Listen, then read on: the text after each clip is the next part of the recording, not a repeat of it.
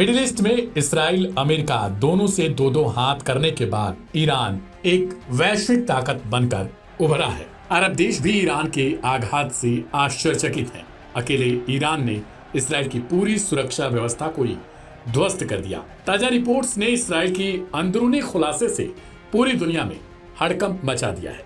दरअसल middle east में छिड़े नए युद्ध अध्याय में ईरान ने इसराइल पर एक ऐसा वार किया है जिससे न सिर्फ इस्राएली सुरक्षा व्यवस्था की पोल खुल चुकी है बल्कि उसकी अर्थव्यवस्था भी हिल गई है। हाइफा स्थित इसराइल की सबसे बड़ी तेल रिफाइनरी पर ईरानी बैलिस्टिक मिसाइलों ने सीधा हमला कर दिया था जिससे रिफाइनरी पूरी तरीके से ठप हो गई। इस हमले से इसराइल को अनुमानित 3 अरब डॉलर का नुकसान हुआ है और देश भर में ईंधन संकट गहराता जा रहा है। तेल के दामों में 40% तक की बेतहाशा वृद्धि हो चुकी है। पेट्रोल पंपों पर लंबी लाइनें लग गई हैं और परिवहन से लेकर उद्योग तक हर सेक्टर पर इसकी मार पड़ रही है। देश के कई हिस्सों में बिजली आपूर्ति भी ठप है क्योंकि बिजली संयंत्रों को समय पर ईंधन नहीं मिल पा रहा। प्रधानमंत्री बेंजामिन नेतन्याहू ने तुरंत अमेरिका का रुख किया है और राष्ट्रपति डोनाल्ड ट्रंप से आपातकालीन बैठक की तैयारी हो रही है।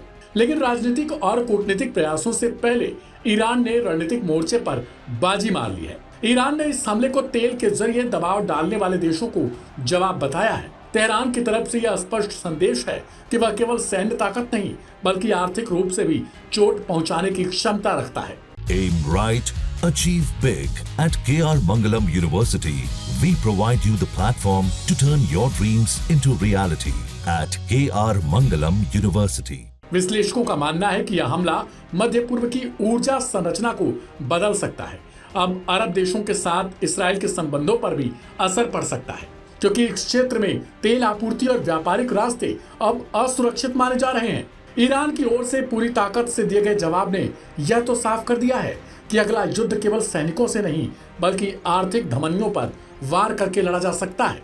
हाइफा पर हमला महज एक सैन्य ऑपरेशन नहीं था, यह ईरान की रणनीतिक योजना का हिस्सा भी हो सकता था जिससे उसने इसराइल की रीढ़ पर सीधा वार किया है। अब बड़ा सवाल यह है, क्या इसराइल इस हमले का जवाब देगा या ईरान इस वार से मध्य पूर्व में एक नई शक्ति बनकर उभरेगा? क्योंकि जिस हिसाब से इसराइल में इस वक्त तेल को लेकर हाहाकार मचा है उससे इसराइल की जनता अब त्राहिमाम करने लगी है। सवाल तो ये भी है कि प्रधानमंत्री बेंजामिन नेतन्याहू की जो रणनीति है वो कहां तक अब इसराइलियों की नजर में जायज लगेगी। जरूरी सेवाएं जब इसराइल की जनता को नहीं मिलेंगी तो फिर जाहिर है कि वे नेतन्याहू के खिलाफ भी जा सकते हैं। इसके लिए हो सकता है कि वे विरोध प्रदर्शन का सहारा लें। यानी इसराइल की सारी रणनीति धरी की धरी यहां दिखाई देने लगी बल्कि ईरान ने बाजी मार ली है। सवाल यह है कि आखिरकार ट्रंप से मुलाकात के बाद इसराइल को क्या मदद मिलेगी और कितनी मिलेगी।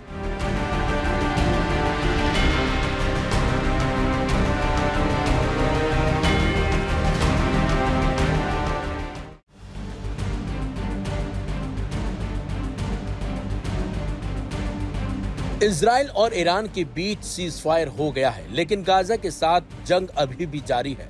लगातार चल रही इस जंग में इजराइल के हजारों सैनिक जुटे हुए हैं और अपने देश और अपने नागरिकों की सुरक्षा में तैनात खड़े हैं। लेकिन छुट्टी नहीं मिलने से अब इन सैनिकों का मनोबल गिरता जा रहा है बल्कि ये लोग अब अपनी ही सरकार के खिलाफ भी लामबंद होते दिख रहे हैं। बताया जा रहा है कि इजरायली कफीर ब्रिगेड के सैकड़ों फौजी जो पिछले 2 सालों से लगातार लड़ाई में शामिल रहे अपनी अंतिम छुट्टी से वंचित कर दिए गए हैं। उन्हें शारीरिक और भावनात्मक तनाव का सामना करना पड़ रहा है। इन सैनिकों ने कहा कि गैर लड़ाकू और रिजर्व सैनिकों को छुट्टी दी जा रही है जबकि उनकी छुट्टियां रद्द कर दी गई। यही उन्हें भेदभाव का प्रमाण लगता है। इजरायली काफिर ब्रिगेड के दर्जनों पैदल सैनिकों ने अंतिम छुट्टी रद्द होने के मामले में आईडीएफ प्रमुख से अपील की है। इजरायली सैनिकों ने कहा कि पिछले 2 सालों में उन्हें युद्ध से दूर रहने का बिल्कुल भी समय नहीं मिला। सैनिकों को अन्य सैनिकों के विपरीत छुट्टी से पहले अंतिम छुट्टी छोड़ने का आदेश दिया गया। लड़ाकू सैनिकों ने गैर लड़ाकू और आरक्षित सैनिकों की तुलना में भेदभाव का आरोप लगाया है। आईडीएफ सैनिकों ने कहा कि वे सुप्रीम कोर्ट में अपील करने पर विचार कर रहे हैं। इन सैनिकों का प्रतिनिधित्व करने वाले एक सैन्य वकील ने बताया कि हम सैनिकों की आवश्यकता की गंभीरता को समझते हैं और रिजर्व में सेवा करना जारी रखेंगे, लेकिन उन्हें गहन लड़ाई के बाद एक ब्रेक की आवश्यकता है। जिसने असहनीय शारीरिक और भावनात्मक तनाव पैदा किया है। गाजा में युद्ध में उन्हें कठिन परिस्थितियों का सामना करना पड़ा, जिसमें साथियों की मृत्यु और घायल होना भी शामिल है। गैर लड़ाकू भूमिकाओं में सेवा करने वाले और छुट्टी दिए गए सैनिकों के विपरीत उन्हें छुट्टी नहीं दी गई और रिजर्व सैनिकों की तुलना में उनके साथ भेदभाव भी किया गया। Aim right, achieve big. At KR Mangalam University, we provide you the platform to turn your dreams into reality. At KR Mangalam University. बता दें आपको, 7 अक्टूबर से भारी युद्ध नुकसान के बाद इजरायली सेना को जनशक्ति की गंभीर कमी का सामना करना पड़ रहा है। आईडीएफ ने 10,000 सैनिकों की कमी को पूरा करने के लिए संघर्ष किया, जिसमें 7,000 लड़ाकू इकाइयां भी शामिल हैं।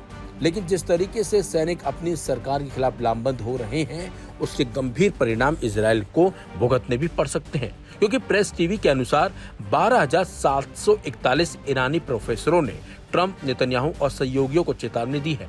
प्रेस टीवी के मुताबिक 500 ईरानी स्नातकों ने भी इजराइल के खिलाफ युद्ध में शामिल होने की घोषणा की है। बयान में खामेनेई के खिलाफ बेशर्म धमकियों की निंदा की गई और कोई सुरक्षित जगह नहीं की चेतावनी दी गई।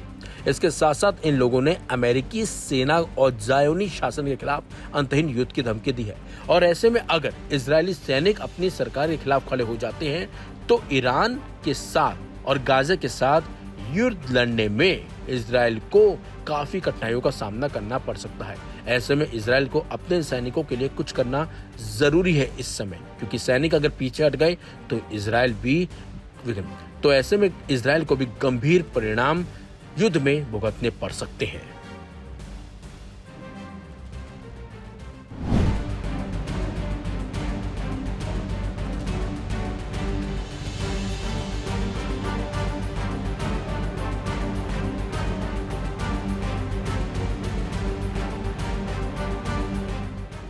मिडिल ईस्ट में हाल ही में बरपे तनाव के बाद ईरान ने दावा किया है कि उसने इसराइल के कई उन्नत ड्रोन्स, जिनमें ऑर्बिटर 5 और हर्मीस 900 जैसे ड्रोन शामिल हैं, उन्हें अपने हवाई क्षेत्र में कब्जे में लिया है।